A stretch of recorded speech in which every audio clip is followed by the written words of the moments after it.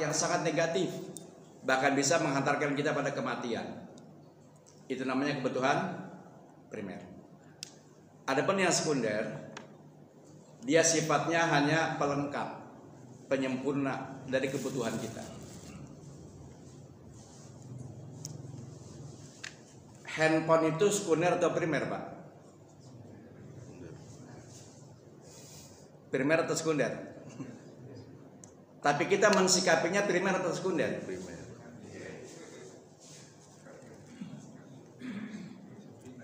Ketika kita mau tidur, terakhir yang kita sentuh apa, Pak? HP. Bangun tidur pertama kali kita cari apa? HP. Jadi seakan-akan HP sudah menjadi kebutuhan apa? Primer. Apa, Pak, yang dimaksud kebutuhan primer itu? Contohnya, yang kalau tidak ada itu kita bisa mengalami kematian. Contoh makanan, minuman. Ada nggak yang lebih primer lagi selain makanan minuman? Yang lebih primer lagi selain makanan minuman, yang kalau nggak ada itu kita mati. Udara. Ya, udah. Jadi tahapan-tahapan kebutuhan primer itu, yang pertama makanan, di atasnya lagi apa? Minuman, dan yang lebih atasnya lagi adalah apa? Udara. Allah Subhanahu wa ta'ala dengan rahman dan rahimnya telah memberikan berbagai macam kemudahan-kemudahan terhadap sesuatu yang sifatnya primer. Allah mudahkan kita untuk memperolehnya. Allah mudahkan kita untuk memperoleh makanan. Allah mudahkan kita untuk memperoleh minuman. Dan lebih lagi Allah mudahkan kita untuk memperoleh udara. Karena sangat apa ini? Sangat primer. Orang mungkin bisa bertahan seminggu, 2 minggu, sebulan untuk tidak makan. Tetapi orang tidak mungkin bisa bertahan 1 bulan untuk tidak apa? Tidak minum. Berarti minum lebih apa lagi? Lebih primer lagi. Sehingganya kalau diperhatikan, antara makanan dengan minuman, lebih gampang mana kita perolehnya? Lebih gampang minuman. Kemudian di atas makanan minuman ada yang lebih primer lagi, yaitu udara. Sehingga memperoleh udara jauh lebih mudah lagi ketimbang memperoleh minuman. Jadi tahapan-tahapannya, kebutuhan primer yang pertama makanan, yang kedua minuman, yang ketiga apa? Udara. Tapi kita lengah bahwa hidup kita bukan hanya di dunia saja. Sehingga kebutuhan kita tidak hanya mencukupi kehidupan primer yang di dunia saja. Kita akan hidup nanti di mana? Di akhirat. Lalu apa yang paling kita butuhkan nanti di yaumil akhir? Sehingganya ada kebutuhan primer di atas yang primer lagi, Pak. Ya, ada kebutuhan primer, lebih primer lagi dari apa? Dari yang primer. Gimana bahasanya, Pak, itu? Ada kebutuhan primer yang lebih apa? Lebih primer lagi di atas kebutuhan primer. Artinya di atas makanan, di atas minuman, di atas udara. Ada yang jauh lebih kita pentingkan lagi. Apa? Ma'rifatullah. Mengenal Allah. Siapa yang menciptakan makanan? Siapa yang menciptakan minuman? Siapa yang menciptakan udara? Siapa, Pak? Allah. Jadi mengenal Allah merupakan kebutuhan primer di atas yang apa? Yang primer. Ma'rifatul ma'bud qabla ibadah. Mengenal yang akan kita ibadati sebelum kita ibadah. Allah ciptakan kita untuk makan, minum, atau untuk ibadah, Pak? Wa ma khalaqtul jinna wal insa illa liya'budun. Tidaklah aku ciptakan jin dan manusia melainkan agar mereka mau apa? Memberibadah. Sehingganya sebelum kita beribadah, kita diperintahkan untuk apa? Mengenal dulu siapa yang akan kita ibadati. Ma'rifatul ma'bud qabla ibadah. Mengenal siapa yang akan kita ibadati sebelum kita ibadah. Dan ini menjadi apa? Kebutuhan yang sangat apa? Primer. Kenapa, Pak? Allah Subhanahu wa ta'ala tidak akan marah kalau kita mati tanpa membawa makanan. Allah nggak marah. Allah nggak marah kalau kita mati tanpa bawa minuman. Allah nggak marah. Allah juga tidak marah kalau kita mati tanpa membawa harta, pangkat, jabatan. Allah nggak marah. Tapi Allah akan marah kalau kita mati tanpa mengenalnya, tanpa membawa iman. Ini yang luput dalam pengamatan kita. Sehingganya mati-matian orang mencari makanan, minuman, udara. Mati-matian, Pak. Tapi jarang orang mati-matian untuk mengenal siapa? Mengenal Allah. Dan hebatnya lagi, semakin kebutuhan itu menjadi primer, sangat dibutuhkan oleh manusia, Allah lebih mudahkan kita untuk memperolehnya. Sehingganya mengenal Allah jauh lebih dimudahkan oleh Allah sebatas kita cari apa? Makanan dan minuman. Artinya untuk mengenal Allah itu Allah lebih mudahkan kita untuk bisa mengenalnya ketimbang kita mencari makan dan minuman. Kenapa? Karena mengenal Allah kebutuhan yang sangat apa? Primer. Di atas kebutuhan-kebutuhan yang lain. Jadi saya lagi, di atas kebutuhan primer ada yang lebih primer lagi. Apa tadi? Yang lebih primer? Ma'rifatullah, mengenal Allah. Dan luar biasanya sarana untuk mengenal Allah dimudahkan semudah-mudahnya oleh Allah. Dimudahkan oleh Allah dengan semudah-mudahnya. Hanya sejauh mana keinginan kita untuk mengenal Allah. Ketika kita butuh makan, luar biasa kita usahanya, Pak. Susah payahnya kita, banting tulangnya kita. Yang penting dapat apa? Makan. Andaikan makanan itu diletakkan di tempat yang jauh, akan kita parani tempat yang jauh itu, Pak. Andaikan makanan itu ditempatkan tempat yang tinggi, akan kita daki tempat yang tinggi. Yang penting dapat apa? Dapat makan. Yang penting dapat minum. Begitu juga dengan iman kepada Allah. Andaikan keimanan itu diletakkan di atas gunung yang tinggi akan kita daki. Yang penting kita dapat apa? Dapat iman. Kita kenal dengan Allah, akan kita daki gunung tersebut. Andaikan diletakkan di kedalaman lautan, akan kita selami lautan itu. Yang penting dapat iman, kenal dengan Allah. Andaikan harus mengorbankan jiwa raga kita, yang penting kita dapat iman, dikenal oleh Allah, kita akan korbankan jiwa dan raga kita. Sebagaimana kita sanggup berbuat itu untuk memperoleh makan, minum, dan udara.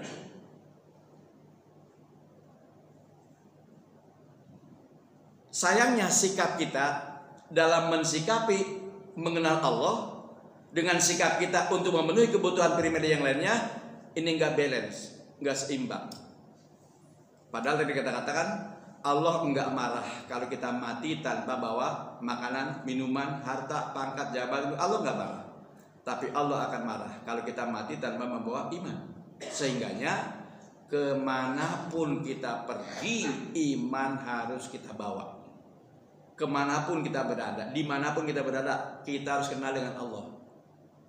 Langit yang kita junjung, bumi yang kita pijak, milik siapa? Allah. Nah kemudian belakangan ini ada upaya-upaya sistematis, terencana, masif dan apa? Terprogram. Agar apa? Agar terjadi 3 hal. Jadi setelah kita tahu betapa mengenal Allah, beriman kepadanya, mencintainya adalah kebutuhan yang sangat primer, di atas yang primer. Setelah kita tahu itu, menyadari itu, kita juga harus menyadari bahwa ada upaya-upaya sistematis, terencana, terprogram, masif untuk menjauhkan kita dari iman. Agar kita hidup tanpa iman. Bahkan agar kita mati tanpa membawa iman. Perebutan untuk memenuhi kebutuhan primer tadi, perebutan untuk memperoleh makanan minuman sudah luar biasa, Pak. Tapi kalau kita memahami, ada yang lebih luar biasa lagi. Upaya-upaya sistematis, terencana dan masif ini agar kita semakin jauh dari iman. Agar kita hidup tanpa iman. Dan ujungnya agar kita dikehendaki mati tanpa membawa iman. Dan ini Allah yang informasikan, Pak. Ini Allah yang informasikan. Diabadikan oleh Allah Subhanahu wa taala dalam surat Al-Baqarah ayat 217. A'udzubillahi minasyaitonirrajim. Bismillahirrahmanirrahim. Wala yazaluna yuqatilunahum hatta yaruddukum an dinikum. Mereka tidak henti-hentinya memerangi kalian, berupaya agar kalian murtad dari agama kalian. Mereka tidak henti-hentinya berdaya upaya membuat program-program agar kalian jauh dari agama kalian, agar kalian keluar dari agama kalian. Ada upaya itu Pak. Sampai akhirnya yang pertama timbul berbagai macam kemalasan-kemalasan kita untuk memperdalam agama kita, untuk memperdalam mengenal Allah. Sehingganya belakangan ini disinyalir adanya penurunan semangat, adanya penurunan giroh dalam beribadah pada Allah Subhanahu wa taala. Berbeda dengan semangat untuk mencari primer yang lainnya. Ya. Tapi semangat untuk beribadah, semangat untuk berjuang di Allah ini semakin apa gridnya? Semakin adanya penurunan. Maka timbul pertanyaan, kenapa sih kita malas untuk belajar agama? Kenapa kita malas untuk mengenal Allah? Kenapa kita malas untuk sholat berjamaah? Kenapa kita malas untuk membaca Al-Quran? Yang ini semua bisa menguatkan kita untuk mempelajari agama kita. Kenapa timbul berbagai macam kemalasan-kemalasan di sana sini? Kenapa kita bosan? Begitu cepatnya bosan untuk mempelajari Quran. Begitu cepatnya bosan untuk beribadah pada Allah Subhanahu wa taala. Kenapa? Saya ilustrasikan gini, Pak. Kalau di tubuh kita ada penyakit, kemudian kita dihidangkan dengan berbagai macam makanan yang lezat, kita mau makan nggak, Pak? Kita lagi sakit, disuguhkan di hadapan kita makanan yang lezat, makanan yang nikmat, yang enak. Kita mau makannya nggak? Enggak. Kenapa? Karena ada penyakit. Al-Quran ma'dubatullah. Kata Rasulullah SAW, Quran itu adalah hidangan yang paling lezat yang Allah turunkan. Quran adalah hidangan yang paling lezat yang Allah turunkan dari langit. Tapi kenapa jarang yang mengkonsumsinya? Jarang yang mau memakannya? Maka jawabannya karena di hati ada apa? Karena ada penyakit. Sehingga untuk mempelajari Quran yang bisa memperkokoh, memperkuat kita untuk mengenal Allah, mencintai Allah, semangat untuk beribadah, itu dikit-dikit bosan, Pak. Baca Quran itu selembar dua lembar kita sudah apa? Sudah ngantuk, sudah capek, sudah lelah, sudah letih, sudah bosan. Tapi kalau baca HP bisa apa kita? Berjam-jam itu. Sikap sahabat terhadap Al-Quran sama dengan sikap kita terhadap HP pada hari ini, Pak. Dulu sahabat nggak mungkin bisa tertinggal dengan apa? Dengan Quran. Yang dia sentuh terakhir itu Quran. Yang dia baca awalnya adalah Quran. Mengawali dan mengakhiri hidup dengan apa? Dengan Quran. Makanya mereka mencapai kemuliaan. Nah, umat akhir zaman ini sikapnya terhadap Quran yang dibaca ketika mengawali bangun tidur bukan Quran, yang dibaca ketika bangun tidur juga bukan Quran. Artinya tidak berusaha untuk mengenal lebih dekat lagi kepada siapa? Kepada Allah Subhanahu wa taala. Sehingganya tidak mencapai kemuliaan umat hari ini. Tapi sebagai apa? Adanya kemunduran-kemunduran baik kualitas ataupun kuantitas umat hari ini. Nah, ini dikarenakan kita salah mensikapi mana yang menjadi kebutuhan primer, mana yang menjadi kebutuhan sekunder. Dari sekian sahabat, Utsman ibn Affan radhiyallahu an adalah sahabat yang paling cinta dengan Quran. Bahkan matinya pun dalam rangka apa? Membaca Quran. Ya. Utsman ibn Affan saking cintanya terhadap Quran, bahkan matinya pun dalam rangka apa? Membaca Quran. Surah Al-Kahfi dia baca. Tiba-tiba ada yang menikam dari belakang. Waliyatalataf wala yas'aluna bikum ahada.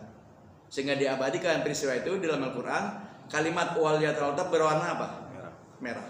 Untuk mengenang bahwa darah Umar menetes ketika sedang apa? Baca Al-Quranul Karim. Dari lisannya mulia beliau katakan begini, lau tahurat qulubuna ma syabiat min kalami rabbina.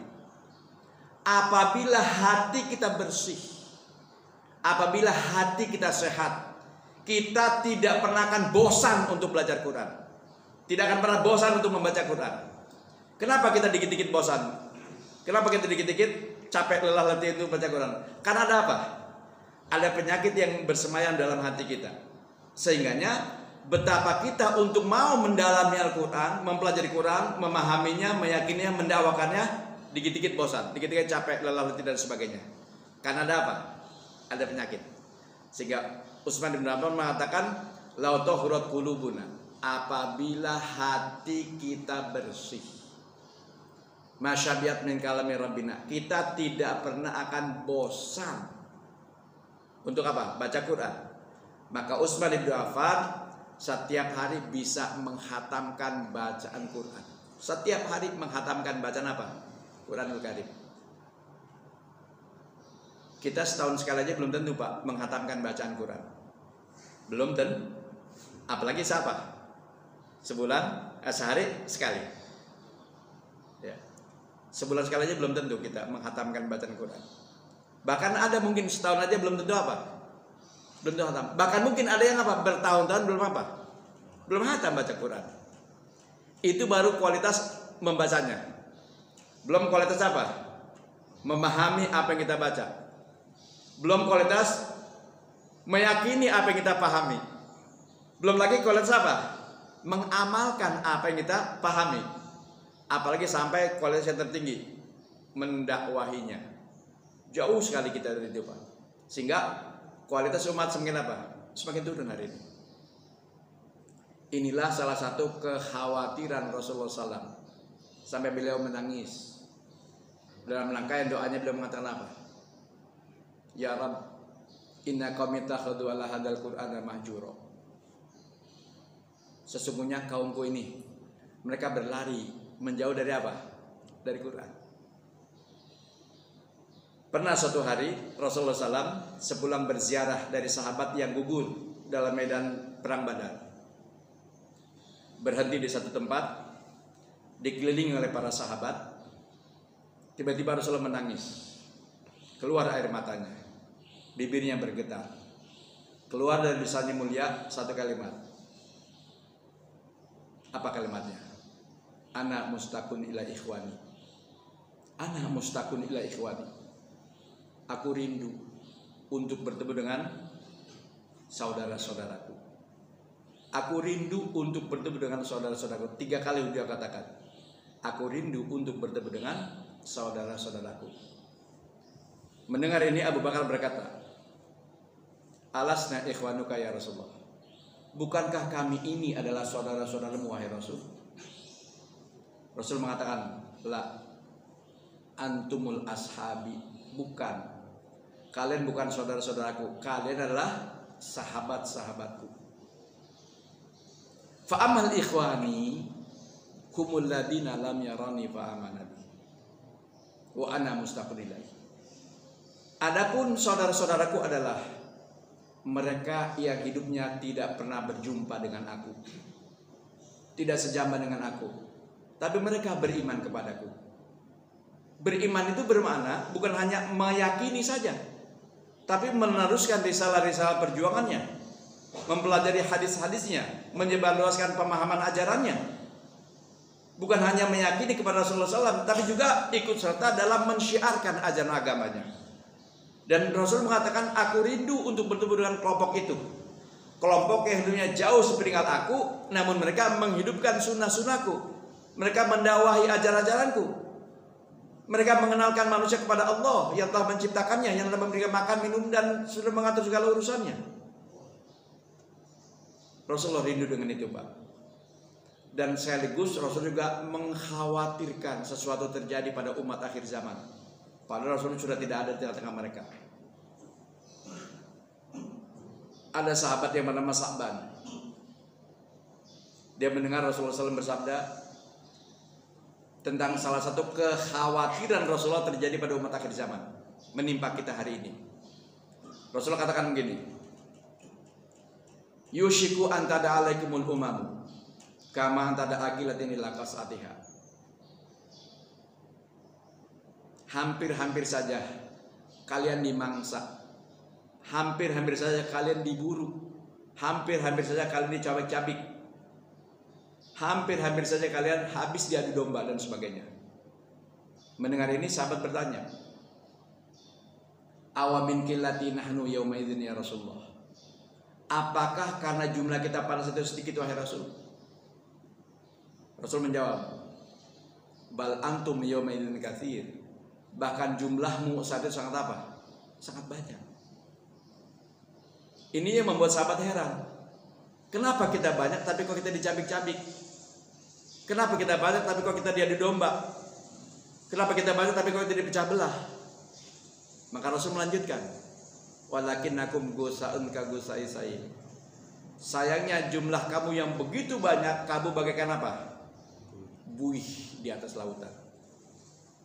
Sayangnya jumlahmu yang begitu banyak, kalian bagaikan buih di atas lautan. Kemudian Allah mencabut rasa takut dari dada-dada orang kafir terhadap kalian.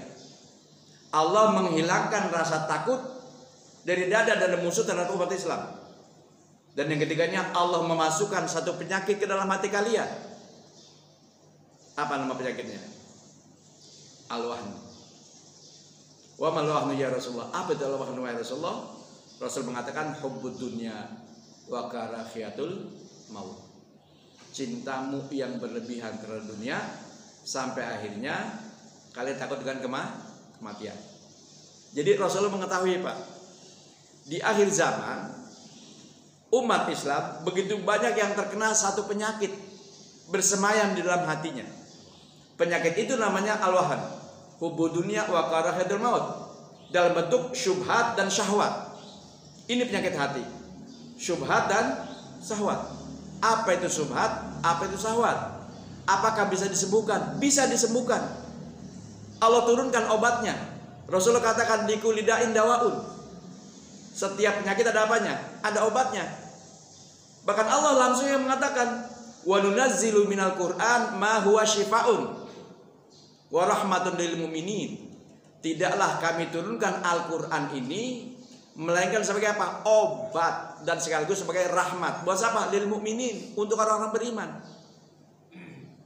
Jadi ketika kita memahami hari ini betapa banyak hati kita dihinggapi berbagai macam penyakit, sehingga kita salah dalam mensikapi kebutuhan primer kita, maka sesungguhnya Allah Subhanahu wa taala sudah turunkan obatnya.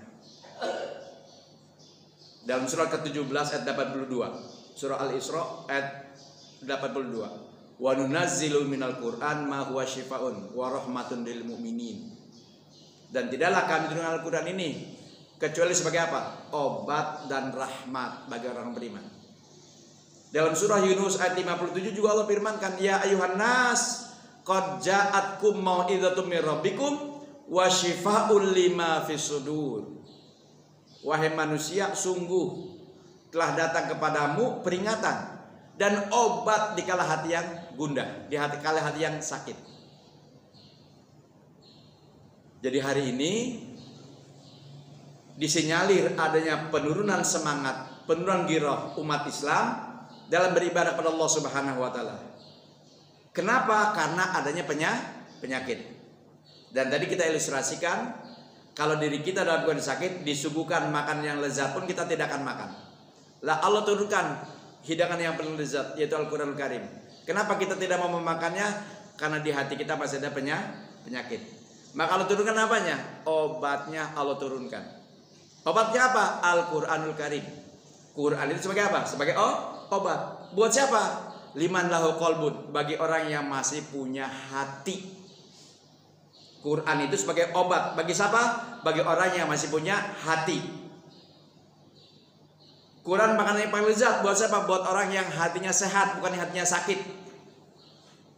Nah, bagi mereka yang dikit-dikit jemu, dikit-dikit apa?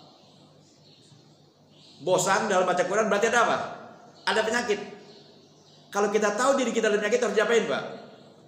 disembuhkan. Kalau kita sakit fisik, datang ke mana? Ke dokter. Kalau kita sakit hati, datangnya ke mana? Kemana kita berobatnya, Pak? Ya man madal qalbuhu. Wahai orang-orang yang ada penyakit di hatinya, ihmiluhu ila majalisil zikri. Datangilah majlis-majlis zikir. Datangilah majlis-majlis ilmu. La'allahu yu'afa. Niscaya kalian akan sembuh. Jadi kalau kita sakit fisik, datangnya ke dokter, ke rumah sakit. Kalau kita sakitnya hati, datangnya ke mana? Ila majalisil zikri, ila majalisil ilmi. Datanglah ke majlis taklim, datanglah ke majlis zikir. La'allahu yu'afa. Niscaya kalian akan apa? Sehat, akan sembuh. Justru yang jadi masalahnya apa? Yang jadi masalahnya datang ke majlis taklimnya apa? Malas. Udah tahu di situ jadi apa kita? Jadi sembuh, jadi sehat. Datangnya apa? Datangnya yang malas. Gini, Pak. Kenapa sih Allah ciptakan anggota tubuh kita berbeda-beda? Kaki berbeda dengan tangan, tangan berbeda dengan wajah, wajah juga ada mata. Ini Allah ciptakan serba apa? Berbeda-beda, enggak sama. Kenapa, Pak? Kenapa Allah ciptakan anggota tubuh kita berbeda-beda? Maka jawabannya, karena fungsinya pun apa? Fungsinya pun berbeda-beda. Kapan anggota tubuh kita dinyatakan sakit? Kapan anggota tubuh kita dinyatakan sakit? Apabila tidak bisa menjalankan sesuai dengan apanya? Fungsinya. Apabila anggota tubuh kita tidak bisa bekerja secara maksimal sesuai dengan fungsinya, berarti ada yang apa? Ada yang sakit. Contoh, Allah ciptakan hati. Fungsinya untuk apa? Mengenal Allah, memahami Allah. Dia punya hati tapi tidak mengenal Allah, tidak memahami Allah, tidak cinta dengan Allah. Berarti hatinya ada apa? Ada penyakit. Allah ciptakan mata. Fungsinya untuk apa? Apa hanya sebatas melihat? Nanti disalahgunakan melihatnya lagi. Allah ciptakan mata, fungsinya untuk melihat. Melihat apa? Melihat tanda-tanda kebesaran Allah. Tapi dia salah gunakan matanya, jelalatan, melihat sesuatu yang tidak diperintahkan oleh Allah. Maka dia salah dalam menggunakan fungsi mata untuk melihat. Berarti matanya apa? Sakit. Sampai akhirnya begitu banyak anggota tubuh kita hari yang sakit, Pak. Karena tidak sesuai fungsinya. Tidak sesuai dengan apa yang Allah kehendaki dengan menciptakan anggota tubuh kita. Sehingga banyak anggota tubuh kita yang kita tidak gunakan secara maksimal untuk mendekatkan diri kita kepada Allah Subhanahu wa taala. Nah, oleh karenanya mari sama-sama kita kembali kepada Al-Qur'anul Karim. Dialah hidangan yang paling nikmat. Dialah hidangan yang paling lezat yang Allah turunkan. Dialah obat yang paling mujarab yang bisa menyembuhkan. Dialah satu kiat yang sangat luar biasa untuk mengangkat harkat martabat manusia. Minaz zulumati ila nur, minal kufri ilal iman. Quran yang bisa merubahnya. Hati yang sehat, anggota tubuh yang sehat tidak pernah akan bosan untuk mempelajarinya. Tidak pernah akan jemu untuk membacanya. Tidak pernah akan lelah untuk terus mendalami kandungan-kandungan yang ada di dalamnya. Dan apabila sedikit-sedikit bosan, sedikit-sedikit jemu, tidak kuat untuk mendalami Quran, berarti memang ada apa? Ada penyakit di dalam hati kita. Maka segera apa? Segera kita berobat. Agar apa? Agar kembali sehat. Agar kembali semangat untuk apa? Mendalami Al-Quran, mengenal Allah, beribadah kepada Allah, taat kepada Allah. Karena itulah kewajiban yang paling mendasar. Itulah menjadi apa? Kebutuhan yang pokok. Di luar sana tahu, Pak, kebutuhan yang paling primer buat kita adalah mengenal Allah. Maka diciptakan satu sistem. Diciptakan apa? Upaya-upaya secara maksimal, sistematis. Agar apa tadi? Satu, agar kita semakin jauh dari iman.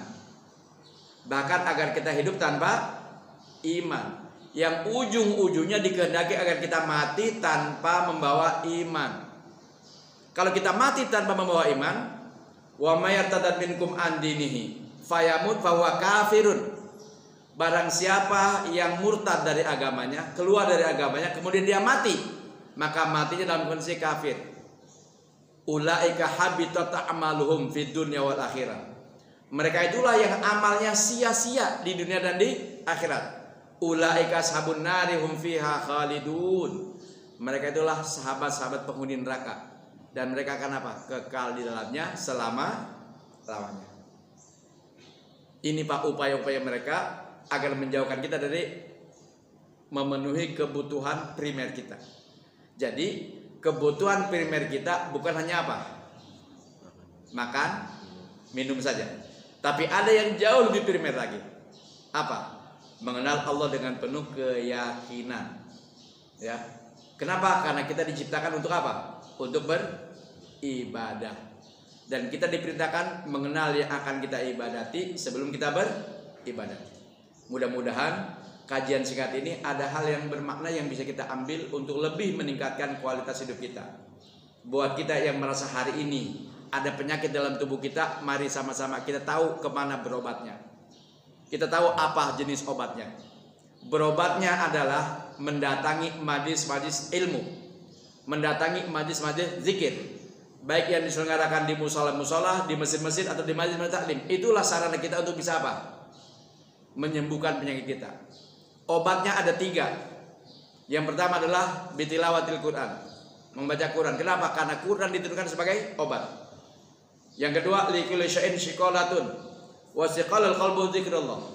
Setiap sesuatu ada alat pembersihnya, ada alat obatnya, dan alat pembersih hati adalah zikir kepada Allah.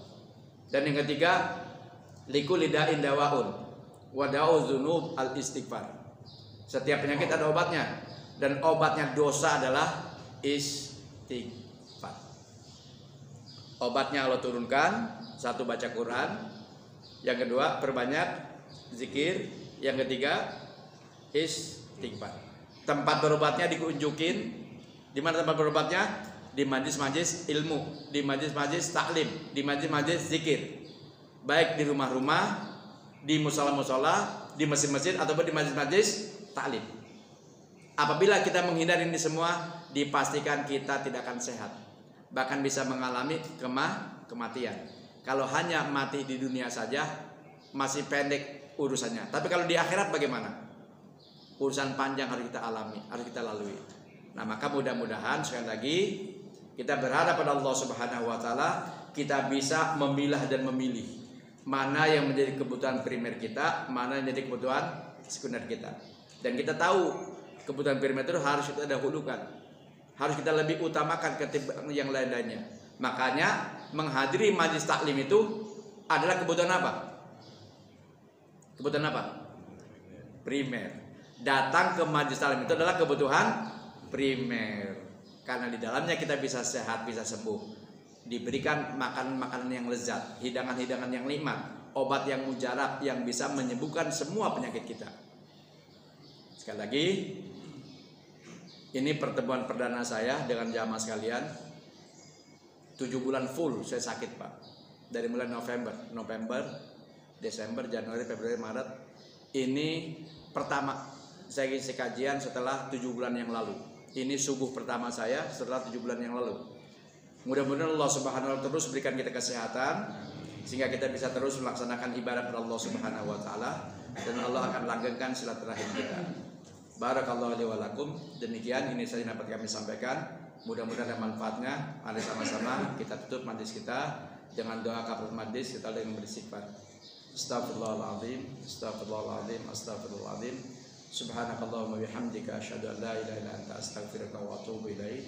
Bila taufiq wal hidayah. Assalamualaikum warahmatullahi wabarakatuh.